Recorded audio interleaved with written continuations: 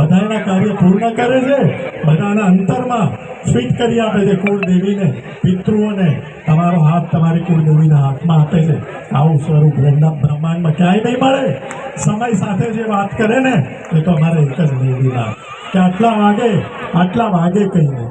બીજે સંતોમાં, ગ્રંથોમાં, મંદિરોમાં, મોટી મોટી યુનિવર્સિટીઝમાં જ્યાં જ્યાં રિસર્ચ થયા હોય બધા એના રિસર્ચ પાછા પડ્યા છે.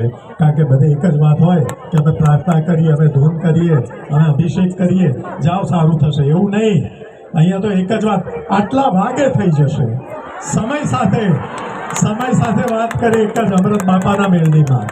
એટલે ખાસ તમે બધા જેટલા પણ પ્રથમ વખત આવ્યા છો ને, તમે એટલા બધા ભાગ્યશાળી છો કે એક જ વખતમાં તમને પૂજ્ય માળીના સાક્ષાત દર્શન થઈ ગયા છે.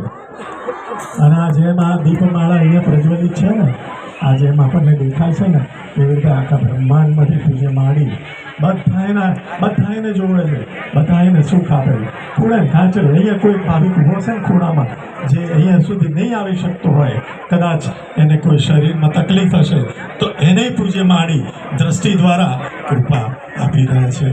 અત્યારે આપણને બધાને આવું સરસ દર્શન થાય છે.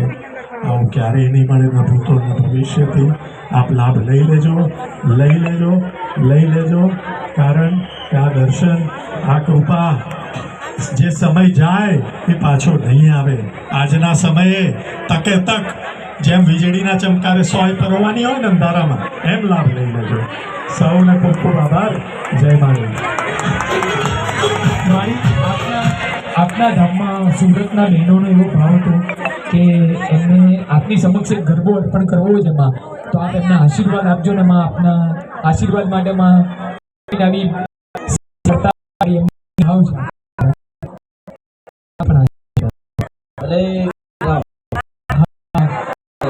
આપણે સર્વ લોકો પણ કહીશું જેમના માથે આપણે ગરબો લઈને આવે છે પોતાના સ્થાન ઉપર, જ્યાં છે ત્યાં સ્થાન ઉપર જ, અને પછી ગરબો લઈને આપણે ત્યાં પાછળ મૂકવામાં આવશે.